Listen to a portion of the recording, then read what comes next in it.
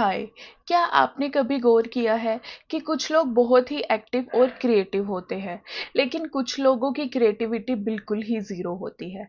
कुछ लोगों को बहुत ही जल्दी गुस्सा आ जाता है और वहीं कुछ लोग ऐसे होते हैं जो बहुत ही ज़्यादा धैर्यवान और शांत रहते हैं। ये सब हमारी प्रकृति पर निर्भर करता है।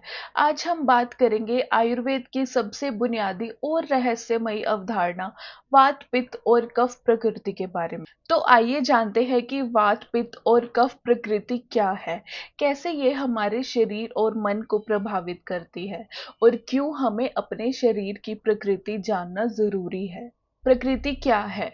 आयुर्वेद कहता है कि हर इंसान के शरीर में 3 दोष हैं, वात, पित्त और कफ।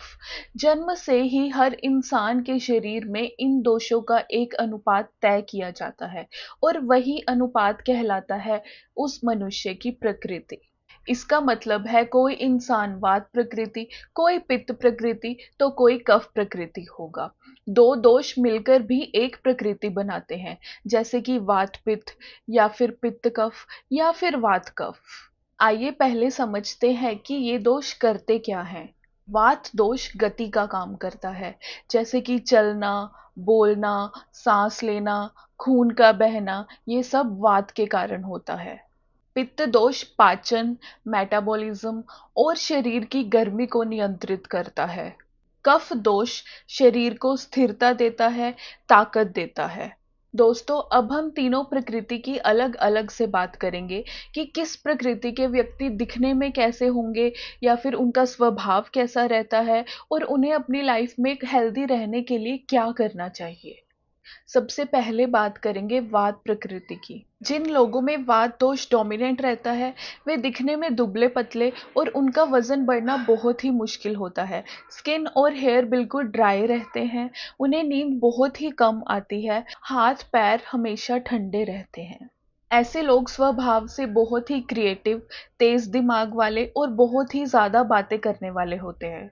ऐसे लोग अक्सर गैस, कब्ज, चिंता या जोड़ों के दर्द जैसी बीमारियों से परेशान रहते हैं।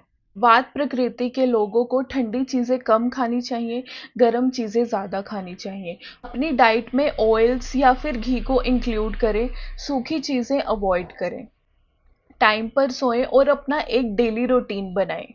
जिन लोगों में पित्त दोष डोमिनेंट रहता है वे मध्यम कद काठी के और चेहरे पर लालिमा लिए हुए दिखेंगे। ऐसे लोगों को पसीना ज्यादा आता है, भूख तेज लगती है और इनका डाइजेशन बहुत ही अच्छा रहता है। ऐसे लोग स्वभाव से बहुत ही बुद्धिमान और फास्ट डिसीजन निर्णय लेने में बहुत ही तेज रहते हैं। ये लोग महत्वाकांक्षी होते हैं, लेकिन गुस्सा बहुत ही जल्दी आ जाता है।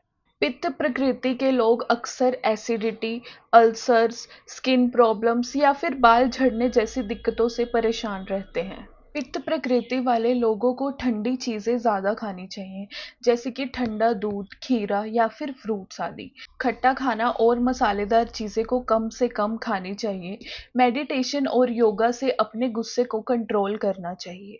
इसके बाद हम बात करेंगे कफ प्रकृति वाले लोगों की। जिन लोगों में कफ दोष डोमिनेंट रहता है वे दिखने में हैवी या फिर ओवरवेट भी हो सकते हैं। इनका वजन बहुत ही जल्दी बढ़ जाता है। इनकी त्वचा और बाल बहुत ही मुलायम रहते हैं। सहन शक्ति और ताकत बहुत ही अच्छी रहती है। ऐसे लोग स्वभाव से बहुत ही शांत, धैर्यवान और भरोसेमंद होते हैं।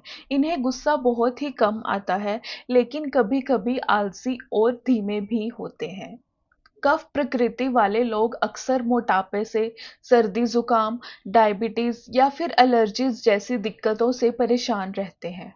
कफ प्रकृति वाले लोगों को हल्का और गर्म भोजन खाना चाहिए।